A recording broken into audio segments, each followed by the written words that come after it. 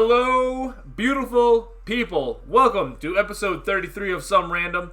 I am your host, Sriracha Flash. With me today, the beautiful, the magnificent Thomas, a.k.a. ThoughtSinFlight. Thomas, how are you today, buddy? I'm doing better with that fucking intro. I'm feeling good about myself. I'm kind of pumped now. Listen, you should be. I didn't know, so you've been following me on Twitter, so I've seen your Twitter avatar come up. So when I asked for hey, I need a picture for the show, and you sent me the avatar, I was like, this is the fucking best picture anyone has sent me for the show ever. It is the best. There's a little story. I told you I'll tangent, but I have a story behind that photo if you want to hear it. Yeah, absolutely I do. So normally I'm a bearded man. Okay. And one day, I don't know if other guys do this at all, but sometimes when I go to shave, I'll just do something funky with it. Just for a moment to look, just to see out of curiosity. And that particular day, I thought about just having the worst mustache ever, right? And that's what I did. And it looked so bad, I thought, well, I gotta fucking take a picture of this. I got to. So I no-necked as hard as I could. I gave the creepiest look I can manage, took a picture and posted it in my friend's Discord. And everyone loved it. Everybody loved it. Listen, I love it. Drawings. There's some drawings out there. It's pretty nuts. But my friend was like, "What do you want me to do with this? Because this needs to be, we need to take this up a notch." He's like, "What do you want me to do with this picture?" I'm like, "Just put my head floating in space." And that's what we got. Oh man! Now I use it everywhere. Oh, it's so good. Listen, no joke. I can officially say we're friends now because we're doing a show together. I would frame this and put this on my wall. That is no fucking joke. I'm very proud of it.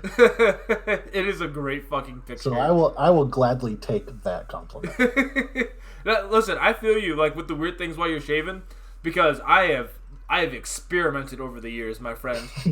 Everything I've done the sideburns that go up into the mustache, but then nice. No goatee. So it's just literally it comes down, stops at the edges of the chin, and then goes up into the mustache. I've done that one. The wife was a big fan of that. I've definitely done just the mustache, which I can't pull off because I have really bad facial growth patterns. So the Hitler portion of my mustache grows in super thick, and everything around it's kind of okay. But if I just let it get too crazy, that's just a woolly, a wally, not a wally, a fucking, what do you call it? A manatee, a sea lion, a walrus. There we go. I don't know what sneeze that was in the background, but that was one of the cutest things I've heard all day. Oh, that was my wife, and I told her to calm down. Hi, Thomas's wife. How are you? But no, I have bad facial growth patterns, so if I don't trim this thing, the mustache gets out of control. It's awful. Yeah. So yeah, I just I've been there. Mine recently. Oh god, it's a pain in the ass. Facial hair, man. My wife says she wishes she could grow it, and I told her, "Look, you don't know why you're asking. You just don't. It's a curse. It really is. To maintain it and have it look good, it's really a pain in the ass. And I do a very bad job of it because I just let this shit get wild sometimes. I kind of have to because otherwise I get patchy Joe Dirt style. I'm just missing sections if I try to shave it clean, and that's the worst. Just the worst. Yeah, they don't know. They don't know how good they have it. Y'all are lucky you just got to shave your armpits and legs. The facial game is a different game. It's a whole nother ballpark. Oh my gosh. Well, look, we've started off with the facial hair, so I feel like people already know what kind of man you are, Thomas. But why don't you tell the people at home, who the hell are you? My human name, I guess, is Thomas Beeman, and I go by ThoughtsInFlight pretty much everywhere. Okay. What is the origin for ThoughtsInFlight? Because that's one of the best usernames that I've come across in a minute. Thank you. This is another thing that has a story of which I'm very proud of personally. back in the day, because I'm super old, I had a lot of AOL screen names. You know AOL, right? Oh yeah, yeah. We're the same age, so you are all good. Okay. All right. Well, I'm talking to the right man. Absolutely. So I had too many. I just had too many and I was like 15 or something at the time, and I thought like I just want one. I don't want to have a bunch of them. I need to consolidate, but it has to be good, right? If this is going to be my screen name. So I was trying to come up with an idea for a screen name, and I have ADHD, probably not the worst. It's mild to light. And while trying to come up with an idea for a fucking screen name, I just kept thinking about other shit. And then I caught myself in the moment of thinking of this stuff, and I thought to myself, well, my head's really in the clouds, like it's always has been. How can I reframe that to sound cool? So my thoughts are constantly in flight, and that's where thoughts in flight come in. All right, all right. Look, that's It's actually pretty like a good. legit creative like way of coming about it I thought because so too. like that speaks to like who you are as a like it's a really good identifier for like who you are as a person because you're like I'm honest with Mm, myself like my mind wanders I have ADHD like thoughts in flight is a solid mm, name like you can like I won't give out my wife's screen name because I know she wants to remain anonymous on some things but mm, hers is also a good identifier for who she is and you can kind of tell like immediately like oh that's who that person is like thoughts in mm, flight is also a good one where you can be like immediately like when I see thoughts in flight like it's a creative name like dude's mind probably wanders whereas mine I used to just go by my last name which is mm. Gayton and then one day I was like well I need a better name than that and while sitting at my desk just kind of bored I was like sriracha something and then like I just tried like different nouns after it so I was like sriracha dash which was like the first inclination of it or like verbs and then it was like Sriracha something else, and I just went through a bunch of them. Then I went Sriracha Flash, and I was like, oh, that sounds good. And that's all it was. It was just me going, I need something better than Gayton. Because it's too awful to just use my last name all the goddamn time. Yeah, So yeah, now we're here. Now I'm here. Gosh. it's a good one. Who uh, doesn't like sriracha in Flash? that's true. That's true. When you need that hot sauce And quick. you know what? Here's the thing. Like it's a great delineator because if someone doesn't like sriracha or Flash, you know already you don't have to fuck with that person because you're not gonna like them. Exactly. Exactly. Like my all right. So when I first brought up the name and I was using it, one of my friends was like, "You know, sriracha is just like hipster ketchup, right?" And that's fine, but like I've been using sriracha for the longest time, and I was just kindly fuck off, sir. Mm-hmm. So now anytime that someone's like, "Oh, sriracha," like, all right, so legit, I got hate mail one time from this Mika that I had beat on Street Fighter Five, and this motherfucker took time out of his day to be like, "Just so you know, Frank's Red Hot is better." And I was just like, "You motherfucker!" Like of all the things, that's how you're gonna insult me with That's fucking belowest the belt. That's the dude. lowest. Oh, That's kneecap level of a punch. dude, like he sent me vinegar the sauce is better than sriracha, and I was just like, "Oh, you son of a bitch." But yeah, so that's how. Yeah, like you said, like I know someone doesn't fuck with Well, sriracha, I don't fuck with that we know person. he's a piece of shit because he was playing Mika. You already knew. You didn't need the messages. He's playing Mika. You know he's trash.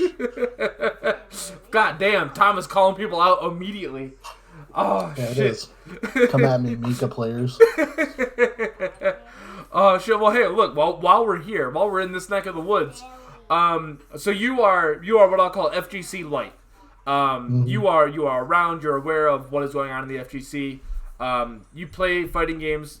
If I won't say frequently, but I'll say, you know, as, Occasionally. as a hobby. You know what Hmm. fighting games are. Hmm. So what was your first fighting game? How did you get started introduced into this culture in the first place? Um, I think like a lot of people have played fighting games in the '90s when they were arguably the hottest. Um, and I remember I always liked them. We would when me, my brother, and my dad would go to Blockbuster and rent games. I would always get the fighting game, and they would hate me for it.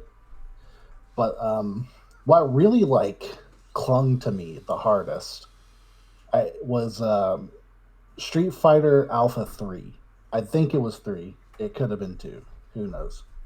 Um, and I played. I remember the moment. I was playing Akuma, and I did Raging Demon, and the the pause and the form he took, and the balls that spin around and focus in, the trailing after effects of him zooming across the stage and beating the shit out of somebody in like, and you can't even see it. They won't let you see it. It's so bad. And then afterwards, it's just like flashing rainbow lights and shit. Like that moment, I was like, I love fighting games. This is the fucking best thing I've ever done. Oh, yeah. That's a pretty fucking solid moment. Like, if there was ever a moment that were like as a kid or like in your like early teen years, and that's like the first thing you saw from a fighting game is like pulling off a Raging Demon, and the fucking screen goes black, and then when it comes back, your opponent is just dead on the floor.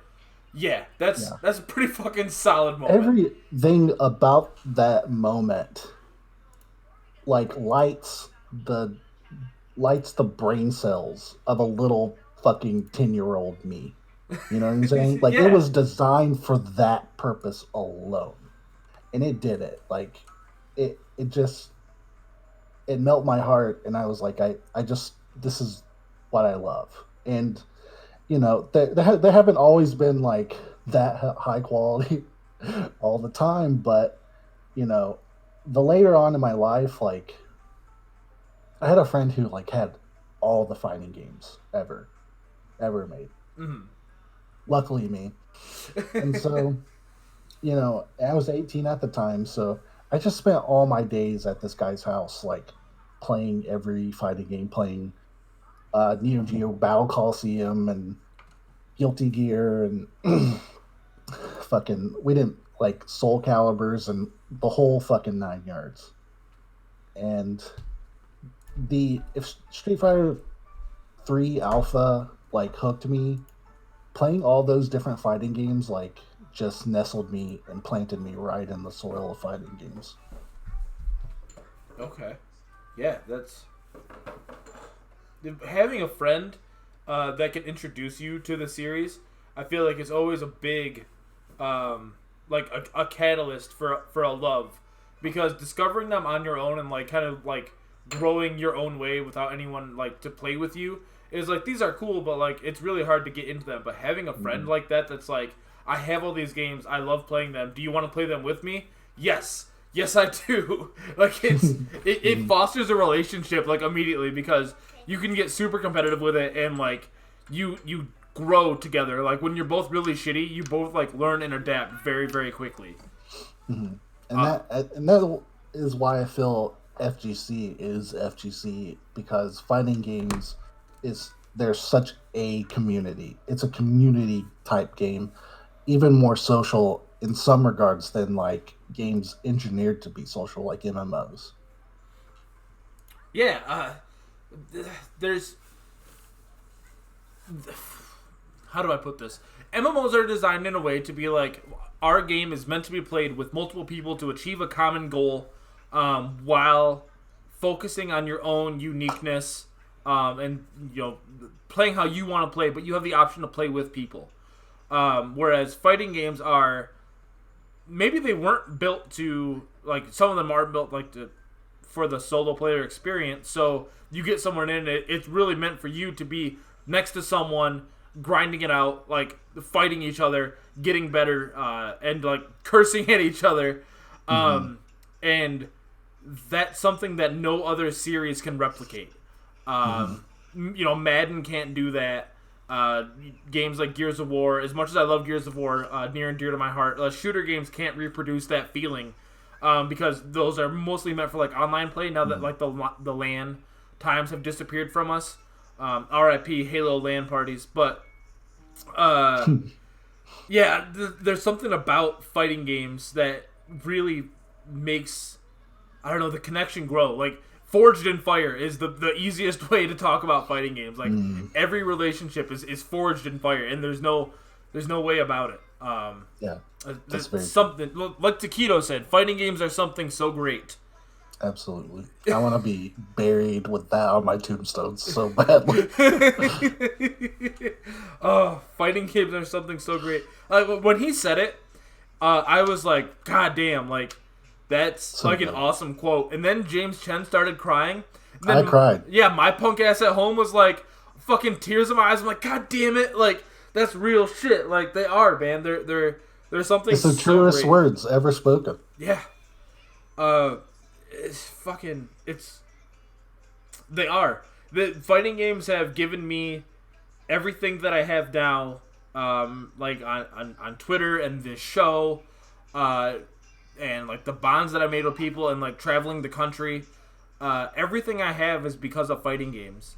And if I want to link even further back from that, like when I got really involved with the scene, is because of Brett Bayonne, Shaper of Stories, who you know.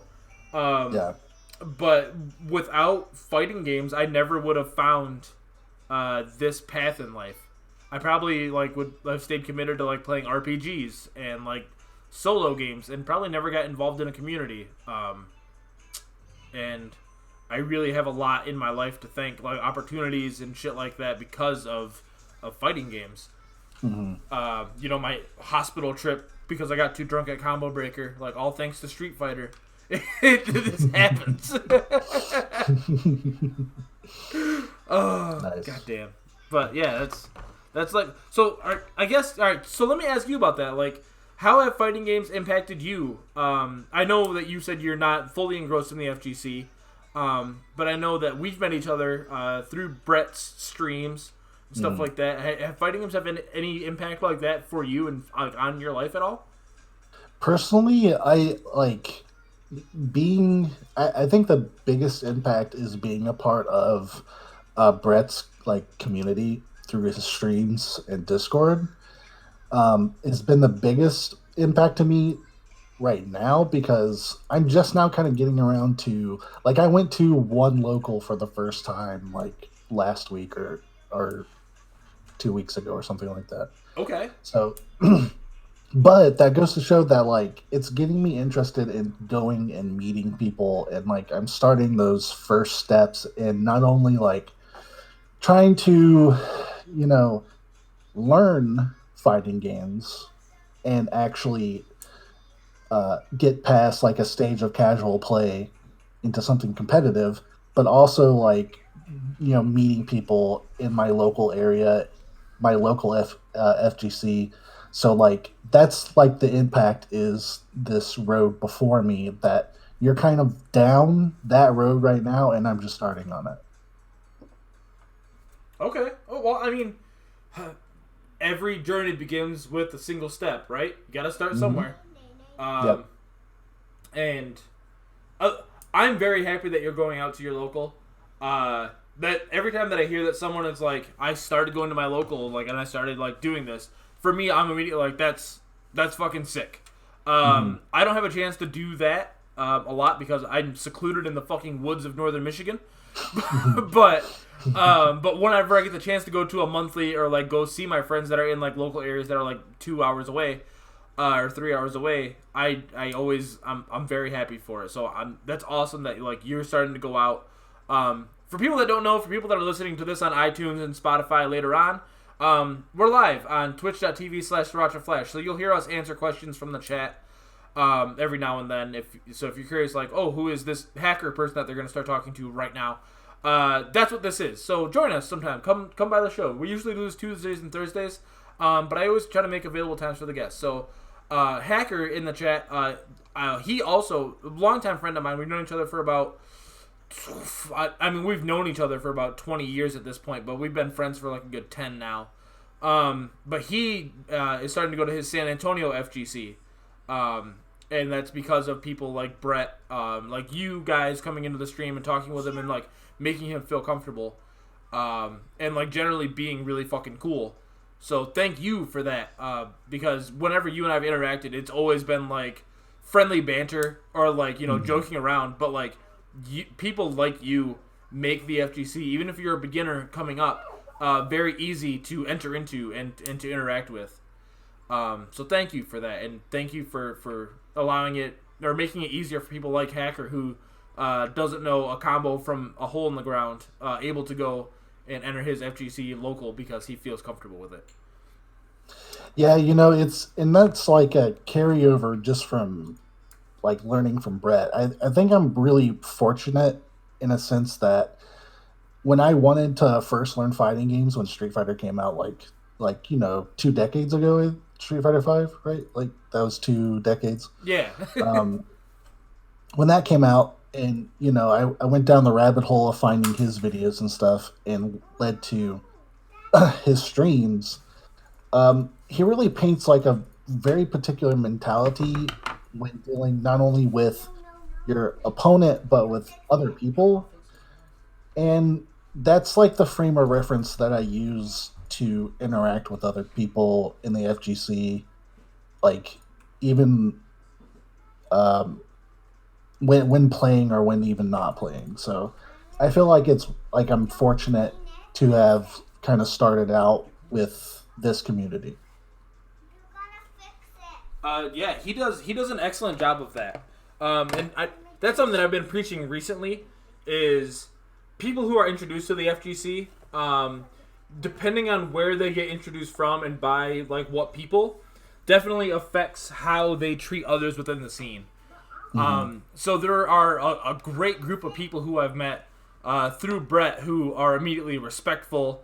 And while like we still have that like the passion and jokes and like cutting each other down, it's still it always comes from like a place of goodness, right?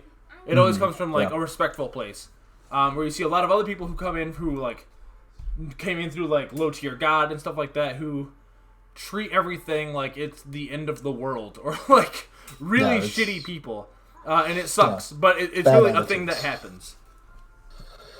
And I mean everyone in that chat has a good attitude, and I just my MO is to continue good attitude by being a good person with good attitude towards shit. So it's just that's my goal, and it's really helped me on a personal level, just like deal with shit, Yeah, well, look, like I said, I appreciate it, man, because I appreciate people like you who are very easygoing, and who don't follow tropes of like the regular bad FGC shit that we seem to see. But I guess I don't know. A lot of influencers, whether or not they want to be that way and admit it, they're big in the scene and they have an influence over people. So it's a very big responsibility they have to learn to wield. To not sully the image of the FGC and bring people into the scene who enter it with a closed-minded mindset or a very dark mindset about the scene. Calling things trash, like instantly jumping to the negative, calling games dead on arrival, shit like that. It's awful for our culture and for what we're trying to foster. Absolutely. Brett is it helps that Brett is like a natural. He loves to teach a lesson, and it's like just embedded in him as a person. So that really helps, like when people come in, because we do get people who come in and say some stuff, and he's not afraid to be like, all right, pump the brakes, like we need to address that motherfucker right there because we need to set some stuff straight. Like he will teach somebody something, and he's a really good teacher. That guy is so good. I can see why he likes teaching as a day job. Really, like he's just very natural. Yeah, he does it really well, and those are some of my favorite moments where he will take the time to address someone in a calm and collected way instead of lashing out and being like, "This is why you're fucking dumb." Which unfortunately is what I tend to jump to when people come in with their head assery, which is why I shouldn't be given the mod powers to time anyone out that I disagree with. But it is what it is. But yeah, I appreciate when he takes the time to go, well, let's dissect what you said and understand why you said it and figure out if we can come to different conclusions. And that's something that I've definitely adopted into my lifestyle now. The way that I play fighting games and the way that I go about my business online and in life. So shout outs to that fucking dude for, first of all, coming on the show in the first place, like 10 episodes ago now. It was 10 episodes ago. Yeah, it was a decade since Brett. But also for continuing to be a great dude and showing people the ropes of the fighting game scene while also doing it in an entertaining way, and I don't know, an intelligent way, I should say. Yeah. Okay. Anyways, enough of sucking Brett's dick. He's gonna if he ever comes in here and hears me saying this kind of shit, he's gonna think that I like him or something. I can't have him be thinking that. That is terrible. Who knew we were gonna fanboy over Brett for at least a few minutes? You know? I listen. It was bound to happen. It was bound to happen. It's unavoidable. Oh man. But anyways, so let's jump off of that for a little bit. I can't give Brett any more attention. And you know what? Fuck fighting games altogether. How about that? How about no more fighting games? Okay. What was your first video game, Thomas? My first video game? Shit, dude. Yeah. Like, that's a question. What got you started on this path of awful money wasting and squandering your time away in front of a TV screen like myself? It oddly enough, it kind of helped being poor. Yeah. Because I couldn't afford to go nowhere. And the only thing we could afford was a console, right? Mm-hmm. So Super Nintendo, even though they were really expensive, like comparatively back then, like that's what we had. And I lived out in the middle of nowhere, so there wasn't really any like walking down the street to X place or whatever. So yeah, Super Nintendo was like how I got entertainment. And as for a first game, I don't know. It had to have been something on the original NES.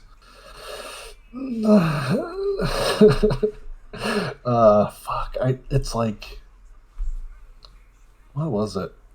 I don't know. We played so much dumb shit.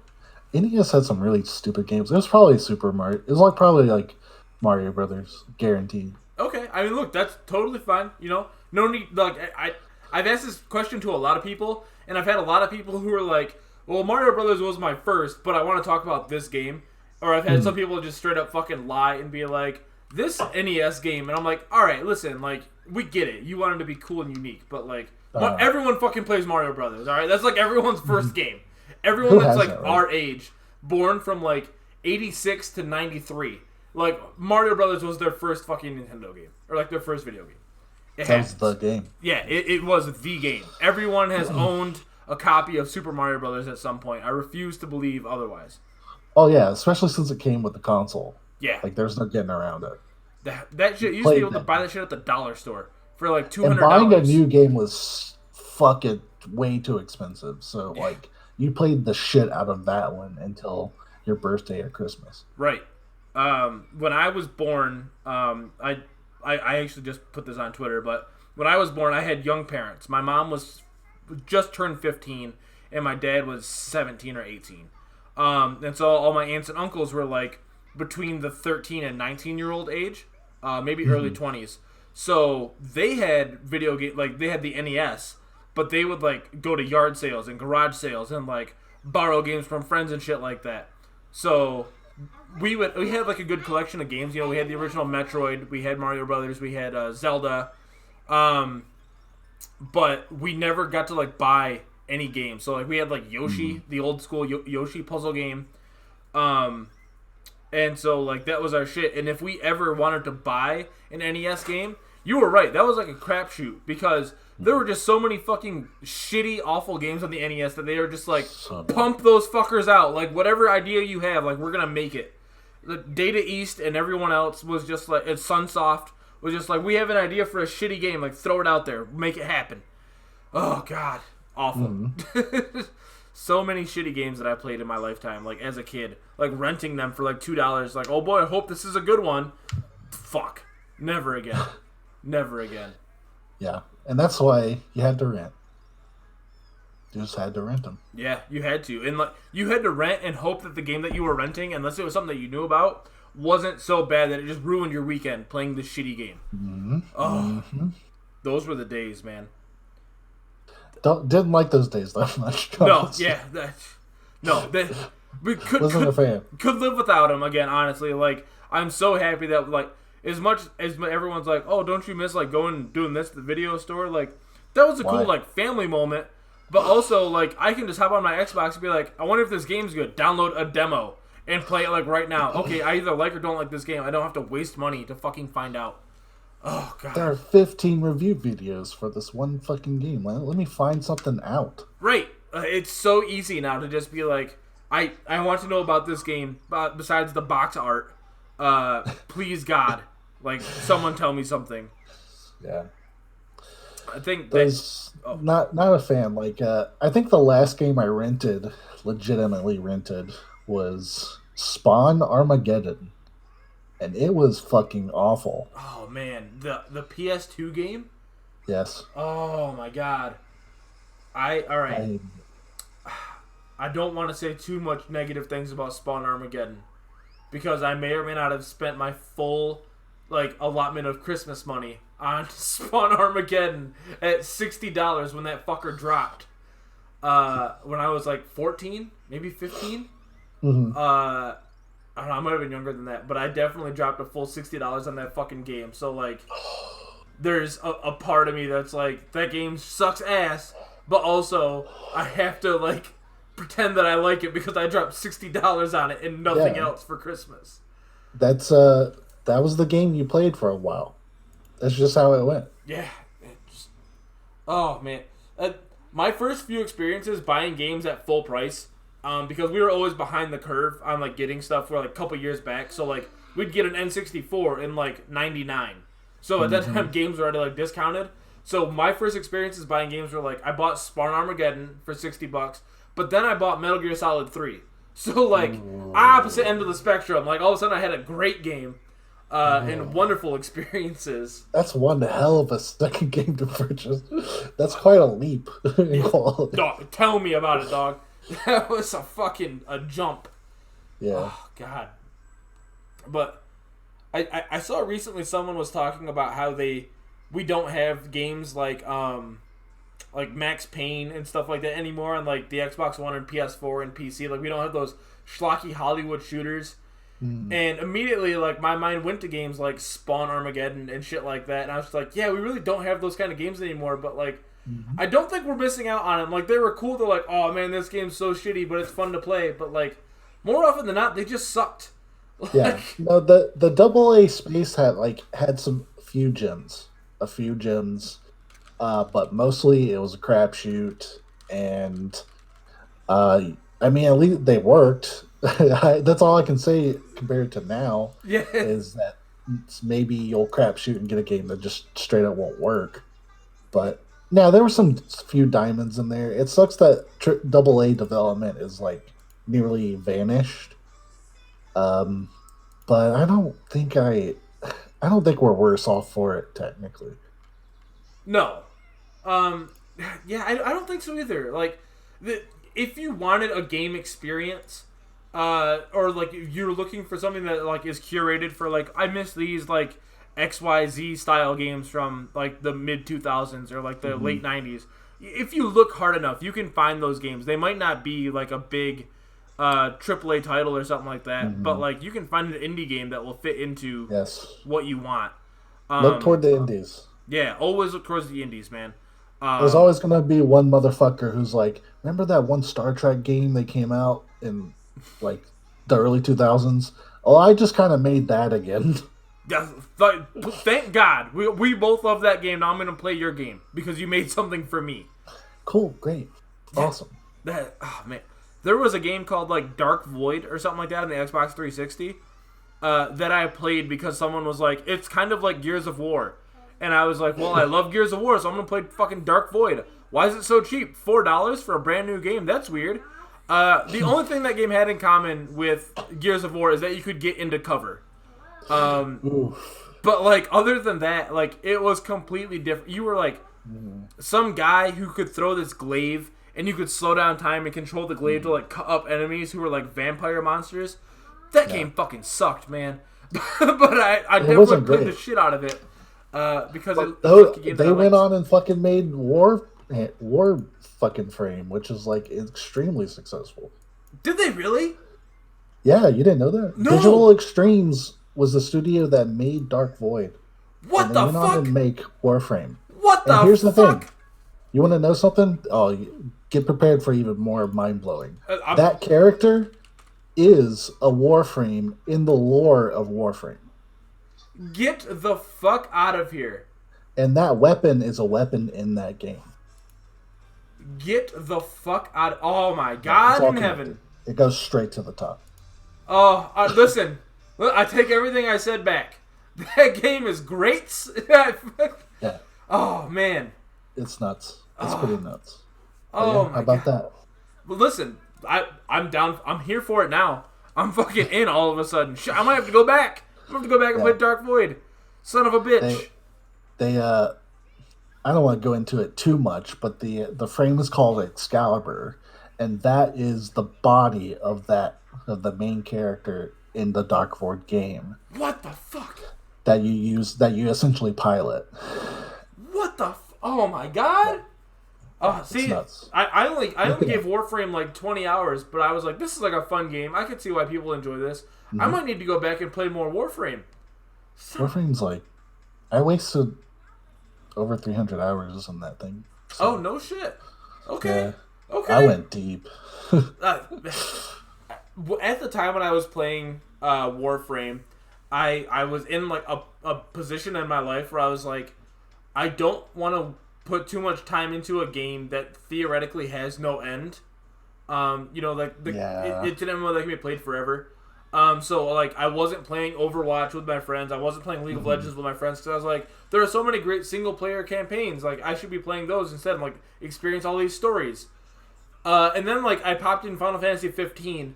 And like 200 hours later, I was like, "Oh man, maybe I can just find one of these awesome time waster games."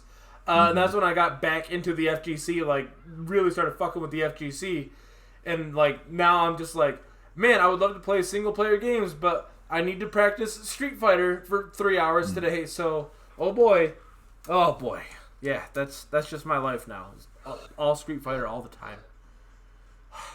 Sucks. Yeah. I don't know. I'm playing the Outer Worlds right now, and I'm really enjoying that. I beat that like I think 2 days after it came out. Oh no shit! I went fucking hard. Oh, sometimes man. I just go hard. I don't mean to, but it happens. That game, I could see doing it because I popped it in this weekend, and I played. I swear to God, I think 18 hours this weekend alone. On Thanksgiving weekend, and like I was like, wow, this game is incredible.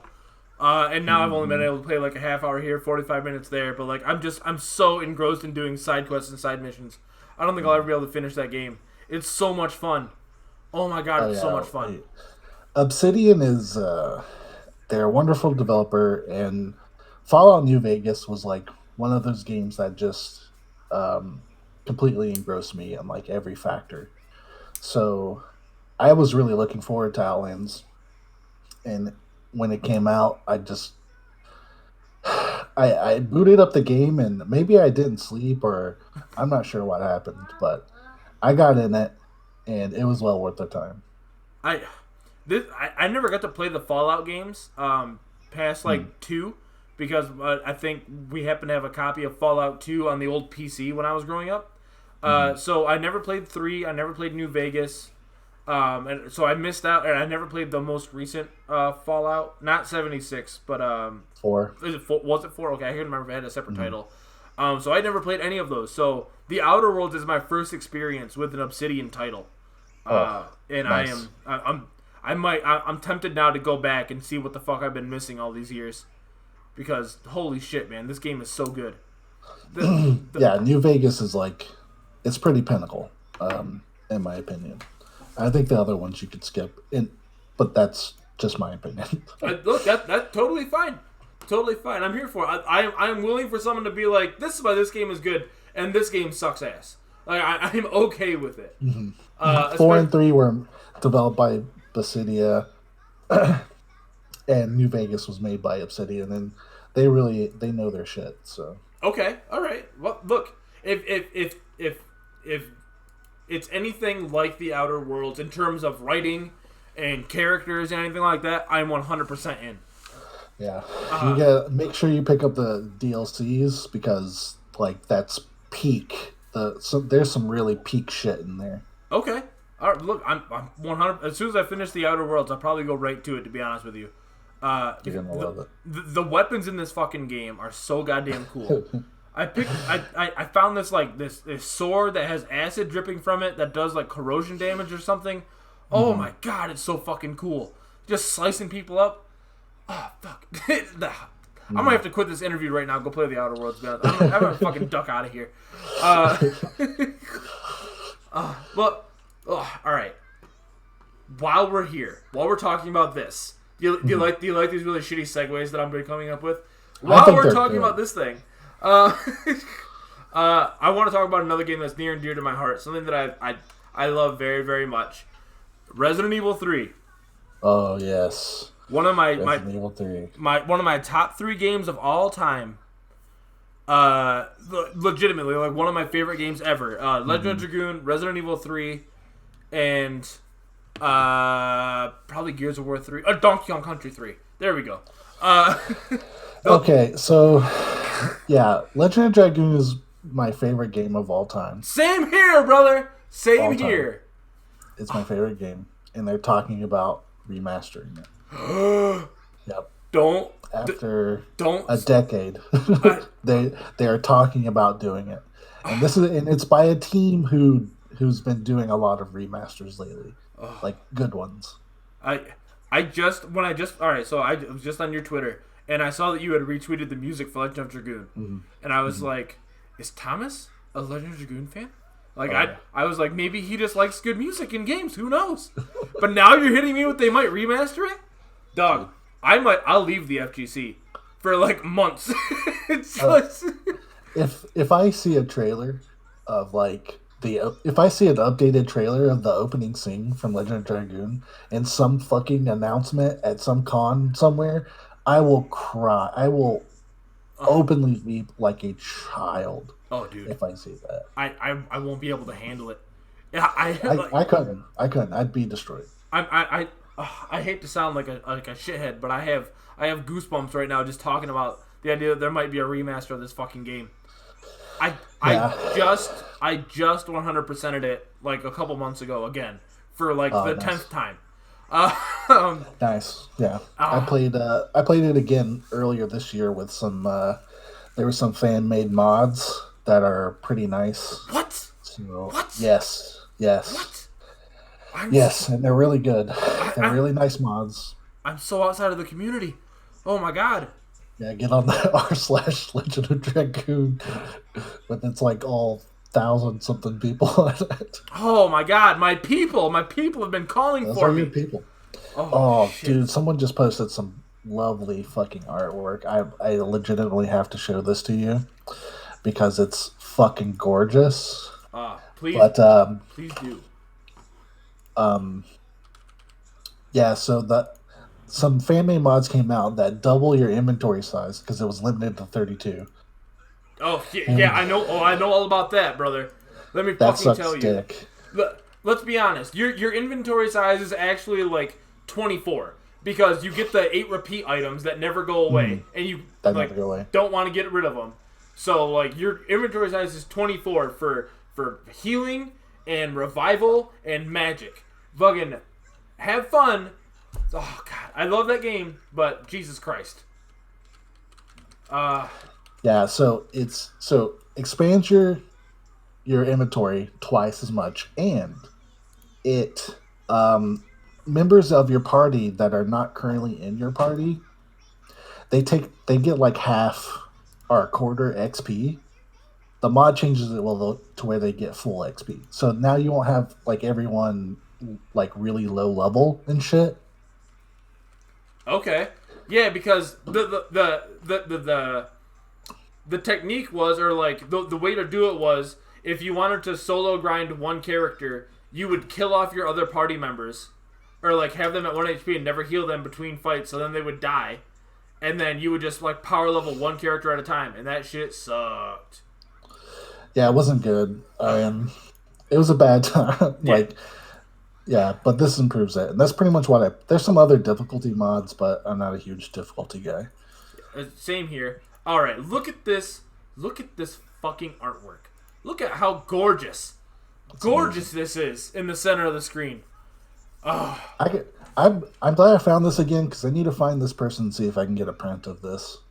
That is awesome. If I could get this in a poster, that would make my fucking life. Holy shit, that's awesome. That is so cool. Yeah. Fuck, it's so good. Like I said, as someone who just fucking 100% of this game again, the grind to max level characters is a pain in the ass. The grind for all the additions until you get the ultimate war god, pain in the ass. Yep. I love this game, but there are some pain in the ass things that I could do without. Single tier for Lavitz in the background there. Yeah. Oh my god. For real. For real. Yeah, did attention to detail for that one. Wow. Super cool. All right. Spoiler alert for Legend of Dragoon. Spoiler alert for a 20-year-old game, you fuckers. Near the end of the game, when you have to fight. All right. So hold on. How do you pronounce it? Because I have a way that all right. You say Lavitz. Okay. I grew up saying Levitas.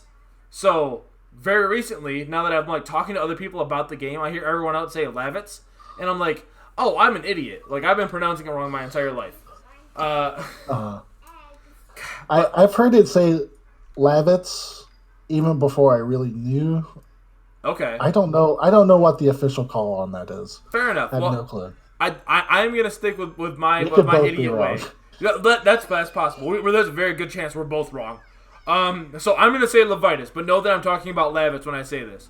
Gotcha. Near the end of the game on the 4th disc, when you have to fight Levitas, when he has that the ghost that is possessing him, fucking tears in my eyes the first time I played it as a kid. Like rolling tears down my eyes that you have to kill your friend. And you don't really have to wait till he turns around and attack the fucking thing on his back, whatever. But like, oh my god, when he dies and like goes away, oh fuck, like big tears. When he is talking to Dart and Albert, and is like encouraging them and telling them like reassuring them and stuff, like, God, that's so fucking. It's brutal, man. It's fucking every time brutal. It gets me. And fucking Haskell like discovering that Dart is his grandson, but then never fucking saying anything about it, and Dart. I did not notice that until several playthroughs, and when I was much older. I don't worry. I think I'm in the same boat as you. I was like second or third playthrough before I went, wait a minute, hold on. Like, cause don't worry, I'm with you, brother. Wait, Shanna is singing the same song as Haskell's daughter, and she says that Dart's mom sung it to him. Huh, that's interesting. I never fucking pieced it together. I was way too old. I cared to admit until that one stuck across my head. Haskell's daughter ran off at the same time that like she had fucking Dart like a year later. So crazy, like the timeline. And they look similar in the cutscenes too, and I just never fucking all the pieces were there. I just couldn't put it together. Well, so as a kid, like they never Dart never recognized it, and Haskell never says anything. So you're just like, I don't fucking know. Like no one ever told me. And I love that. By the way. That's it never gets said. It's implied heavily. There are clues. Yep. But they never bring it up because it doesn't need to be brought up, right? Right. Yeah, it's not something that's explicit and it needs to be told to you. Because it doesn't affect Dart in any way in the storyline. Like it does, like Haskell's his grandfather, but that doesn't impact the story at all. Like it doesn't help or hinder his character to find that out. Yep. But goddamn, if they're gonna remaster that, I started this talking about Resident Evil 3, one of my favorite games of all time. But then, Legend of Dragoon is the greatest game of all time. It's pretty amazing. Oh my god! The only thing I want in the remaster, is when you change weapons. I want the weapon to change in the battle system. Like I want it to look different. Other than that, and expand the inventory size. Other than that, just make the game look pretty, and I'll play the game until my tits fall off. Oh my god. Oh, so exciting. But a game that is getting a remake. Yes, alright, I think we both love as well. Alright, so that's an actually good segue. Shit. All right. And so that got leaked a couple of days ago. Actually, Yep. someone found the promotional. It's like a promotional poster for the game on PSN. Yeah. And do you have it? I I guess you could do. show it. Yep, I have it right here. Well, I Cool. have it saved. I'll pull it up in one second. Pretty good at this. You're getting good at this. I'm getting eventually. I'm 33 episodes in. Eventually, I learned how to do a podcast. I'm getting closer every day. I'll get there. Look, we all get to diamond eventually. I believe in myself. Believe in me. Believe in the you that believes in yourself. That's how it goes. I'm pretty sure. But yeah, so what had happened was Capcom uploaded this photo or like a placeholder for it, and the PSN bot that scrapes images for their or like for the PlayStation Network store was just like, well, that's the official artwork, so better put it up. And immediately people were like, oh, hold on, that's a shit picture. Let me find a more clear picture. Immediately people were like, well, it's happening. Resident Evil 3 is on the way. The industry's worst kept secret. A Resident Evil 3 remake is getting done. Yeah. Oh my god. I mean, it was very soft confirmed even when RE2 remake came out, and we kind of just knew it was going to happen, but now we know for certain. Yeah. There were like clues and indications all over RE2 that it was going to happen, but like we didn't have anything concrete, but everyone kind of knew like this game is definitely on the way. Yeah. Not to mention, like, why wouldn't Capcom want to print money? Right. Yeah, exactly. Like, why would they not? Why would you not want it? And so, immediately when they were like, hey, it's happening, even though we all knew it was happening, but just getting confirmation that it's actually coming out and, like, it is a thing in production made my heart fucking soar. I was so happy.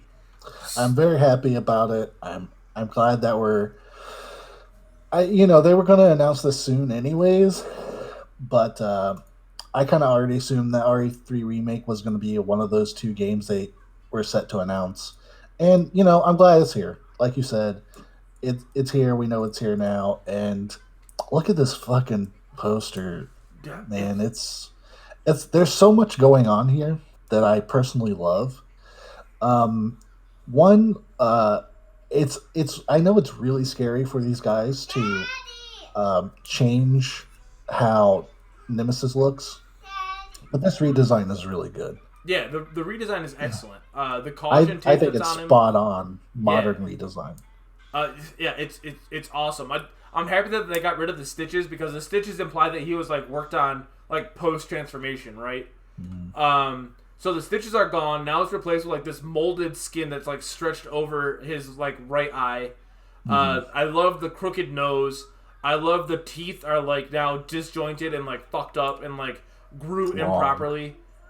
The thing about this that I feel that actually makes it like a terrifying creature is all those little things you talk about sum up to one thing, and it is a human being who is like disfigured, like morphed, like it has been grown and stretched thin. All this stuff that's happened to it, it looks more human and therefore more terrifying for me. Yeah, definitely. That's another big thing that like a lot of people don't think about and they don't realize with a lot of the Resident Evil creatures is we all know that the zombies, because we've seen the people turn into zombies, right? Like everyone knows the zombies were once human. But the same goes for the tyrants and the Mr. X's and the Nemesises of the Raccoon City world. They were once human. They weren't just like grown from a cell. They were experimented on. They were created. And so now we finally have like a Nemesis who looks like, oh fuck, like this was once a poor soul who was captured or worked for Umbrella, and now they are this hideous monstrosity. And I saw, people go crazy. Like, they see a still image like this and, like, a couple others online. And so they go wild with speculation and stuff like that. And someone was theorizing that this tube that we see now over his left shoulder could be kind of, it looks like a medical mask or like a medical tube or some kind of, like, it's just some kind of tubing, like maybe armor. could be covering like a heart, an exposed heart in his chest, kind of like the Tyrant from RE1. Yeah, a Tyrant heart. Yeah. Yeah, so that's exciting to find out and see maybe in the future. Oh man, the Jill redesign also excellent. Yes, I do like Jill, but what I like the most is Carlos's redesign. Yes. He looks. What something they did with Carlos that really bothered me is that in some other games that he was in after RE3, they really kind of whitewashed him a little bit. Yeah. And I was not super happy with that. But this, like, he looks, he looks like the ethnicity that he was in 3. Yeah. He looks like me. He looks Mexican. Yeah. He looks more Hispanic, and it really, like, I don't know if you ever played. I think it was Revelations. I can't remember which one, but like he looks straight up like a white guy. Yeah. Like, not even close. His voice was not even even slightly Hispanic. And I'm like, well, great. I mean, you took all the. Oh, I'm sorry about that. No, you're good. You're good.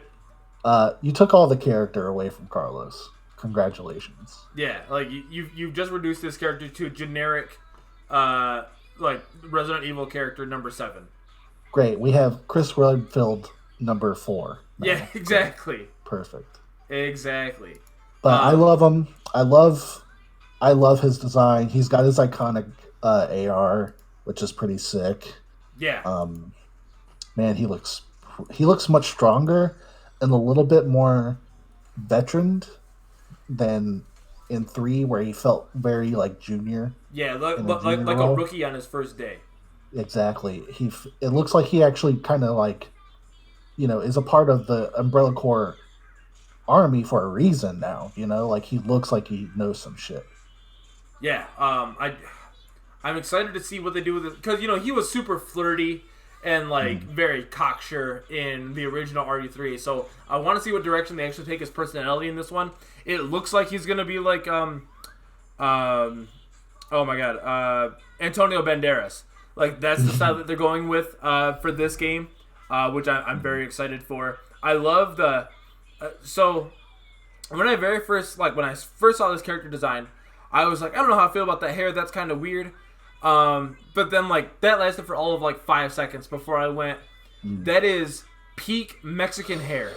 Can I tell you that my hair is the favorite part of this redesign for me, personally. It really is. Now it is for me too, because like I said, that lasted for all of 5 seconds before I went. That is peak Mexican hair, because my brother had that exact same 90s haircut. Model, he had like weird 90s, like a center part style. Yeah, so like it could have been an extra on Home Improvement, like one of the like one of the boys' friends. Like, yeah, that was Carlos in that game. And now, like, my brother growing up as like a pubescent Mexican had that exact same haircut and like the exact same style of hair. So immediately I was like, oh, he's full Mexican now. Like, I'm all in on Carlos. That is awesome. It makes me feel a lot better that about bringing him back to like his Hispanic designs. Yeah, his origins. It's so good. Yeah, I'm excited to see him. I'm excited to see what they do with Nikolai. I'm excited to see Mikhail. I want to see how those go. I'm very curious to see if they're gonna have the worm fight, or like the like activate the ladder while you're in the basement, avoiding the worm. I have an inkling that it might be another Gator fight, like the remake Gator fight. Yeah, so like it's like a small cutscene, and then like explosion, kill it, move on. Yeah, a quick little event. Yeah. Less of a boss fight. I want to see how they're going to do the choices in this game, like the active choices. The active choice system is a hallmark of that game. You can't remake RE3 and not have it in.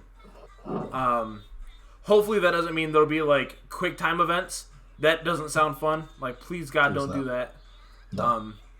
But again, I will spin anything into a positive for this fucking game. I'll be like, look, it's very close to the original. So as we remember, Resident Evil 3 was like a little bit more if you have a gauge, it was a little bit more on the action side than horror. Yes.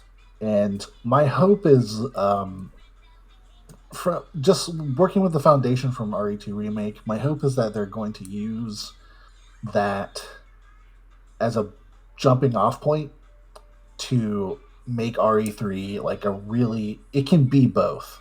Like I think it will be a little bit more actiony than 2 Remake was, but I think it can be both. Yeah. It I, can still be pretty horrible. they walked a very fine line with RD2 in the remake of doing that exact thing. And I'm hoping that they can do the same thing with 3. I think with 3, you could very easily keep the action of that game, but by upping character stories and really reinforcing the theme of like the music and stuff like that, you could very easily make it a very dark horror game that like has bursts of action throughout. So my dream for this game, I'm just gonna flush it out real quick. Yeah, no problem. That's what we're here for. Um, my my hope is that they take the mechanic from RE2 where you had to where you picked up boards and you boarded up, windows and such like that. Yep. My hope is that they expand on that by also allowing you to jam doors, board up windows, just put Ooh. up other, like, more barricades, so you can strategically pull zombies into a room that you know you've cleared and you don't need to go back in there. And you jump out and you bar that door. And now I don't. Now those zombies are taken care of, right? You didn't have to spend ammo. You took a risk by getting, luring them into there by getting bitten. But hey, they're done and dealt with, and I didn't need to shoot them. Ooh. And from there, all of this idea is a pillar for the overall arching idea of Nemesis, right? Mm-hmm. Like I want Nemesis to be the thing. Um, so imagine like going through an area, kind of clearing it out, bordering up some aspects of it to keep zombies out, and Nemesis shows up, and he fucks with all those plans. He busts open doors that you've barricaded. He busts open windows that you've barricaded. He Oh takes out yeah. obstacles that you've put up, and now all those zombies are free and roaming. Yes. I think that would Yes. be an excellent mechanic that would really reinforce the strategic element that's always been a part of Resident Evil games, which is managing my inventory, right? Like, um, do I want to shoot this? No. Well, I'll just barricade it, right? That's what happened in RE2, right? Right. Like, you would barricade strategically, and you could do the same thing in this game, except Nemesis will come along and fuck up your plans. Oh, that's such a good idea. That's such a simple but super effective way to distinguish Nemesis from Mr. X and make Hmm. him infinitely more terrifying. Is Yes, you because it affects you, the player. right?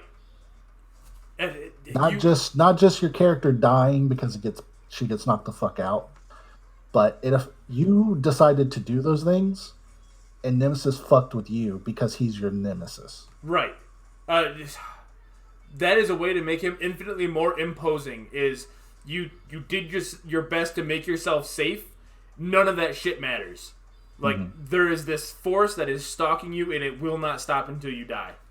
And we all know that comparatively, I said that very globally, but from what I know, Nemesis is way smarter than Mr. X. Like he's Yes. just like he's like a subtype tyrant that's better, just improved all around. Right.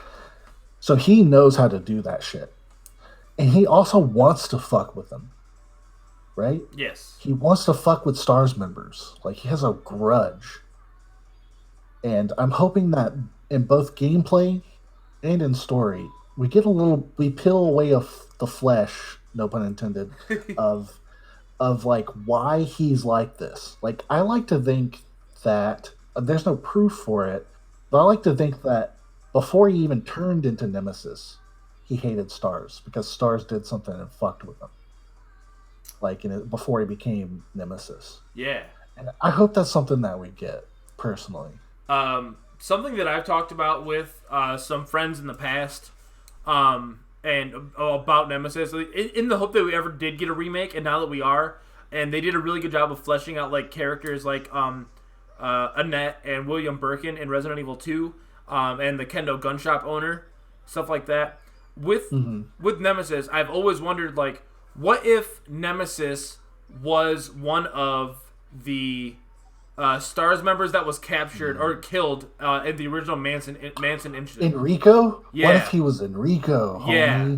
That would be fucked up. That's what I'm saying, is like, what if it was Enrico? Like, what if it was, oh my god, Kenneth? What if that's why Nemesis is coded and knows the STARS program and the STARS members, because he's a former member of STARS. That would be so juicy, dude. And the other thing, so juicy. What if they finally bridge 0 back to 3 and Nemesis is Billy from Resident Evil 0? Billy disappears after 0. He's never seen from again, but he disappears in the Arklay Mountains by the original mansion. So maybe Wesker picked him up and was like, this former Marine commander, or like this former Marine who has combat experience, like, he's our test subject, he's Nemesis.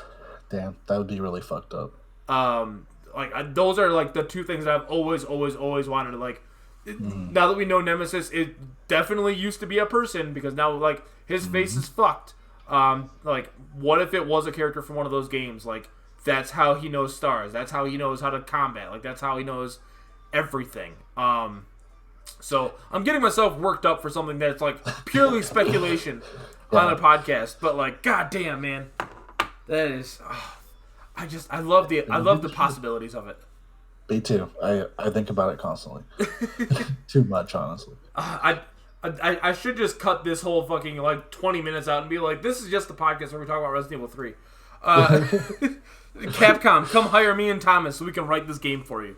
Dude, I mean, I think we've got some fucking lit ideas. I'm just saying, Capcom. I know you're watching. When I've talked with Brett in the past about the possibility of the RE3 remake and stuff like that, Brett had mentioned that he wanted Nemesis to be more imposing and more ruthless than Mr. X was in 2. So I've always wondered, like, how could we do that? How could we make that better? What if Nemesis had the ability to destroy save rooms? Like, one of the themes from 3 is when you're in the save room. The save room theme is one of the greatest theme songs I think of all time. And it put very well, like, it evokes this thought of, like, while you're here, you are safe. This is your time to rest. But outside that door, Armageddon has happened. Chaos has happened, and it is continuing to happen, and it's coming for you. That does it very, very well. So with the idea of Nemesis being like, you can save one time. After that, this room is gone and destroyed. This area is gone and destroyed because Nemesis is making sure you can never return here. You are never safe to come back. I think that would be perfect for the hard difficulty. Yeah. Because, like, you know, it's just like take out ink ribbons altogether and just make it to where, like, you can't go back. Yeah. There's a single rest spot where, like, Jill lays down on a bench, and that's your safe spot, and then you get up, and then Nemesis has destroyed it, and it's gone. I do like the idea of at least one event during the game, no matter what difficulty, you go into a save room, and then as you're trying to save, Nemesis comes in. Oh, God, that'd be just so once. Cool. You know what I'm saying? And you would really only have to do it once, because from then on out, the player is going to be suspicious of every save room. Oh, God, that'd be so cool. That would be so cool. Like, Jill reaches out for a typewriter or something, and then the fucking hand comes through the wall and rips the typewriter out of her hands. Oh, God, that'd be so cool. Because he knows. Yeah. Because he's kind of meta. Yeah, Nemesis is super meta. Oh, my God. I do really love this idea of making him a much more imposing figure in the game, more than X did. Because, you know, I'll tell you this much. The time spent in RPD after X comes in is probably the most terrific, terrifying stress-inducing moments of that game for me. Yeah. And then it's over. Yeah, it does. And then it you're just in the stops. slums, like you're in the sewer, and it's kind of done. And for me, it's like I want more of that. Right. Yeah. The when you turn a corner and you fucking hear those footsteps and that music starts to swell up, fuck, like here we go. Like I'm not ready. Like I don't have the proper ammo for this right now. Like I don't have, like my shotgun has no bullets. Like I'm not ready for this. And now you have to quick think your way out of a situation, and you turn around and like there's that asshole right there. Yeah. I like the idea of him just shooting rocket. Like you come out into more open areas of the town where you're actually traversing the streetways and stuff, and he's just shooting rocket launchers at you. It's just a random event that takes place in the game, and he just shoots fucking rocket launchers at you while you're trying to get from one place to the next. Oh god, just like on top of the building, like just fucking going to town at you. Absolutely. God, that'd be so cool. Or absolutely. Because he does that. There's a way you can make that happen in 3. Like that's an actual scenario, which I'm sure you know. But in the voltage regulation room, you with the puzzle, after you solve all of it, you can choose when the zombies break in to overload the system and fry the zombies, or you can escape out the door. If you escape out the door, Nemesis is on the fucking rooftop of the building next to you, firing rockets down at zombies surrounding you. And it's a fucking cool moment, but it's only in the cutscene.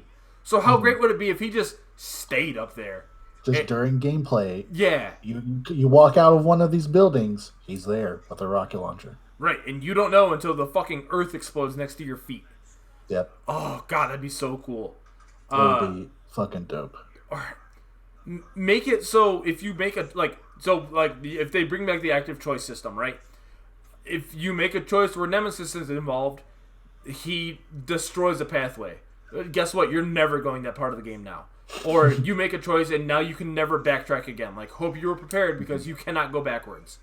A bridge is severed. Like, a sinkhole is opened up. Like, he fires a rocket and fucking destroys a bridge behind you. So now you can never go back to the graveyard or the cemetery and, like, find anything. You can't go back to the park.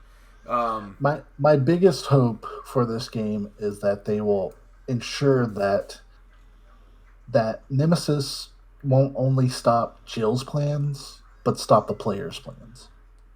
Yeah. I want him to interact with me, not just the character in cutscenes or some, like a few fights here and there, you know? Yeah. I just really want him to, like, fuck with me, the player, you know? Yeah. Don't make Jill feel helpless. Make me feel helpless. Exactly. Make me hate him. Yeah, and be exactly. terrified at the same time. Right, yeah. Make me fucking hate him. That dodge, where he can dodge your grenade bullets and your rocket launcher bullets, make that a fucking everyday thing. Like, make him grab a fucking rocket out of the air. Like, make him... Oh, alright, here's what you do. Allow multiple weapon pickups and allow Nemesis to break your guns. Allow, like, let's say Joe gets caught by Nemesis... He just grabs the fucking pistol and bends it in his hand. And now you have no weapons for the fight. Now you just have to run. Didn't he do a thing where he would, like, throw your weapon? Like, he would disarm you? With his rocket, you could blow his rocket off and he would throw his rocket launcher to the ground. And he could, when he, like, was, like, the mutated Nemesis, he could grab you with his tentacle there. And, like, poison you, but never, fully disable you. But if they could make that a thing, maybe he doesn't destroy the gun. Maybe he can just grab a fucking gun out of your hands and toss it across the room. Yeah, that would be tight. Fuck, man. So many possibilities for this. I'm so stoked to see what they do.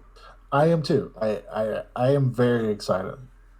In case everyone listening, if you're still listening, if you didn't get bored to death by us geeking out of Resident Evil 3, if you're still listening, I'm excited to see what they do with this game going forward. Holy hot damn. See, and you were like, I hope we have enough topics. Don't worry. Fucking little did we know that we would spend 25 minutes talking about Resident Evil 3. Which I've got no problem with. Because I fucking love that game. But that being said, we are getting closer to time, I think. Mm-hmm. So we'll probably give us like another 20 minutes or so, then we'll try to wrap this up. So I'll say to anyone that's in the chat, anyone that's watching, if you have any questions for Thomas, feel free to throw them in the chat right now, and I will pester him with questions. But Thomas, let me ask you. I know you are, like I said, you are around the FGC. You know of the FGC. You've been around for a minute. Do you have a favorite story that's come out of the FGC so far? Be it personal or on a grander scale? Damn, that's a good question. I guess. I'd have to think about that one. What pops out to me is I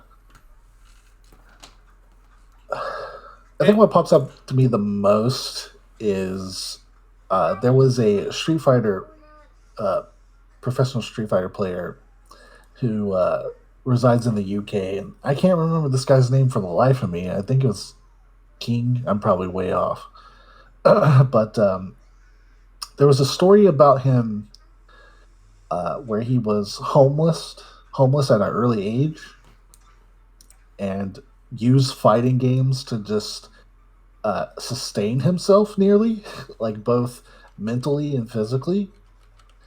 And there's this whole video about it on esports, an esports channel of some sort. Is it I'm Still the Daddy? ISDD? I think if you told me, I probably wouldn't know.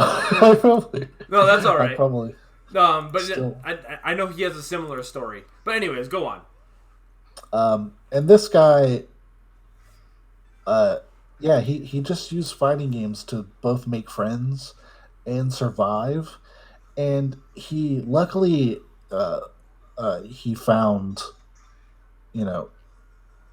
luckily he was able to find a home again and what have you. And he's made a very successful career out of playing fighting games. But it's I'm looking at their videos and trying to find it, but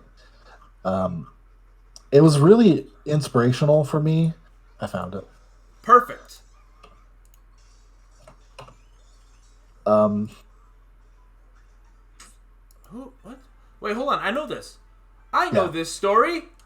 Yeah. Okay. So I'll give. So it's Ryan Hart for people that were wondering. Ryan Hart is a beautiful, wonderful soul. That dude is excellent, and yeah, he did. He found fighting games as a way to like get off of the streets. The title for the video is literally "The Man Who Used Fighting Games to Escape Homelessness." Mm-hmm. Yeah, there we go. Words. And he did. Ryan Hart is a wonderful human being, and I will post this in the show notes. So this story really I think it got to me. But there's a bunch of good FGC stories out there, but the journey of this man, it meant a lot to me. And I think if anyone's listening, if you take anything from this podcast that I'm in right now, please watch this because it's amazing. Yeah, absolutely. It's a 20-minute documentary. It's by the Score Esports, who have done really good documentaries in the past, especially around the FGC and stuff like that. It's got like a good 250,000 views. Oh geez. Oh god, I accidentally clicked the button. Oh god, don't copyright strike me, you guys. It's fine.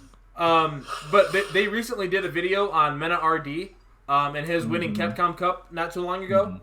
And that like story where he like took all the winnings and donated it to the Dominican Republic to like create I believe the El Tigre FGC in the Dominican Republic. Like they've done very, very good documentaries. And Ryan Hart's is an excellent story.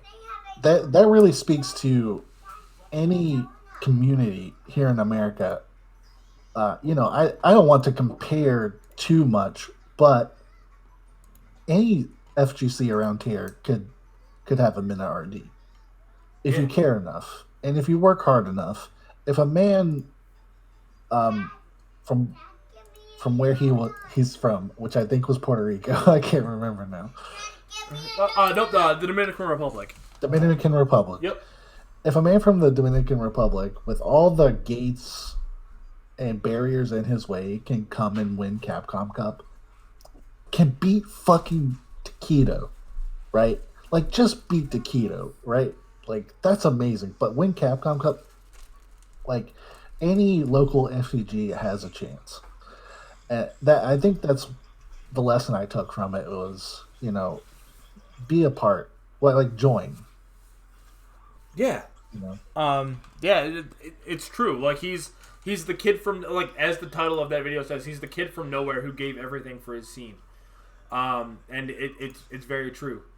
And so all you have is yourself, and like applying yourself and like going and finding these scenes. Like it's the opportunities are there if you put yourself out there and if you really try. I'm not saying that everyone is going to go be the next Daigo. We're not all going to be the next Justin Wong. But that doesn't mean that there's not a possibility that you can at least make an impact on your community and the people around you. Or even just foster a future player who can be. Right. It all starts with you. Going out there and making an impact on your scene, be it big positive. Or small.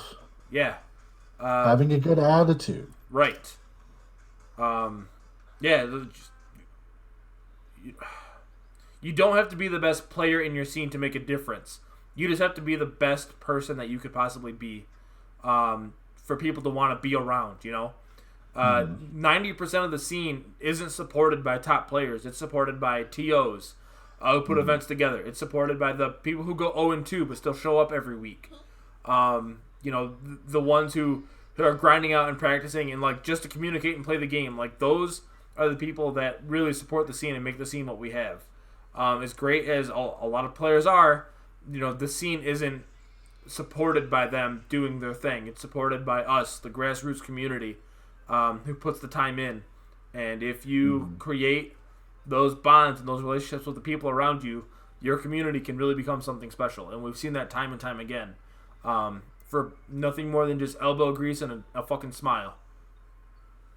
Amen. And that's my soapbox. Thanks. Thanks for coming to my TED Talk. Oh, man. All right, Thomas, I'm going to hit you with this one last one. Then we'll get out of here. If we've already touched on it, that's okay. But this is your opportunity. This is your soapbox now. This is your time to shine. Anything that's on your mind, anything you want to get off your chest, anything you want to talk about, be it fighting game related, be it MMO related, be it life related, your shitty neighbor who always somehow manages to like park right next to your car so you can't get out. Like anything you want to talk about, this is your opportunity to talk about it right now. Well, shit. I know. I always say it with the big question last. It's always one that trips people up. Damn. I guess I don't really have anything. Nothing's coming to mind. That's okay. Everything's really good in my life right now, so I don't have a lot of things to bitch about. This is kind of pluggy, but not. It's something that I've been thinking about doing again. Plug away, my friend. I was making a YouTube series with that didn't even have a name, but the goal was to kind of catalog my journey in improving at a fighting game, namely Street Fighter V. And I'm thinking about I might kick that back up again. Okay. Because I feel like the idea is that I don't see a lot of content out there that covers like. At least to me, there feels like there's this gap in between just starting out, where you don't even know what a fucking frame is. There's tons of videos that'll teach you about frames and all the fundamentals of fighting games. And then there's this gap between that and like, okay, so with this character, against the wall, when you're on the left side of the screen, when you get a crush counter against Ryu's blah, blah, you know what I'm saying? Like really detailed information. Very specific information. Mm-hmm. I feel like there's like a bit of a gap in what players can learn in between those two things. Okay. And the idea was to like kind of like almost as a diary, like video this process of learning how to get better at a fighting game and like where to go and what to do in order to improve, and what information you're going to want at certain levels and stuff like that. Okay, yeah, that's actually a really interesting way of doing it. I don't think there are any videos out there like that, not that I can think of, like documenting like one person's journey through learning all this shit. I think that'd be really helpful for a lot of people who are going through the same thing, but like don't know how to explain to people what they're going through. As far as learning, I think there are plenty of people who already know fighting games that pick up a new one and like go through the process of learning it. But I don't think there's a lot of stuff that's like, I don't know shit, or I know something, and here I go. You know? Right. No, yeah, that's what I mean. I don't think there's anything out there like that. So if you do pick up the project again, let me know. I will throw all of my support behind it. I'll tweet out videos. I will do everything I can to support the project. No problem. Anything for a friend, and especially for a project like that sounds really, really good. Again, if you pick it back up, I would love to see it. I will 100% be behind that project. Appreciate you. Yeah, anytime, man. Well, Thomas, I think that's the end of our show today. Went by quick. Yeah, it always does, man. Like we've been doing this for 90 minutes now. My timer says, and I can't believe it, honestly. I would love to have you back on the show again in the future. I'll bring you back. Maybe like if you do pick up the series and you're documenting how you're doing, maybe we'll pick up and just do a progress report to see where you're at. For sure. Yeah, that's a good idea. But yeah, but Thomas, if people do want to find you on the internet, where can they find you? Oh, you kind of cut out on me a little bit. Oh, there. Sorry. Am I here with you now? I can hear you now. Okay. If people want to find you on the internet, where can they find you?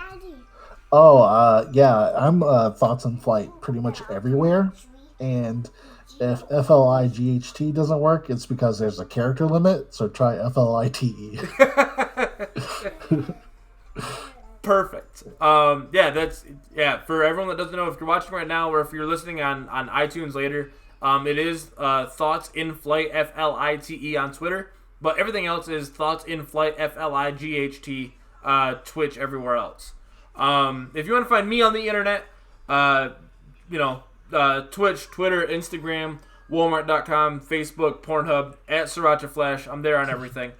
If you want to listen and rate the show on iTunes, that'd be greatly appreciated. If you want to support the show, we have our merch store, which will be in the links, teespring.com/SrirachAFlash merch or some shit like that. But any ratings, anything you want to give us on Spotify, SoundCloud, iTunes, it's very greatly appreciated. We appreciate the support.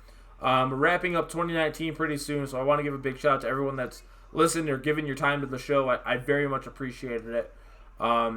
As of this show, we've hit a good average of listeners that I never would have thought we would have had. So thank you guys for being here and supporting the show. And thank you for sticking around. But that being said, I've been SrirachAFlash. This is my good friend Thomas, a.k.a. @ThoughtsInFlight, and we will see you guys later.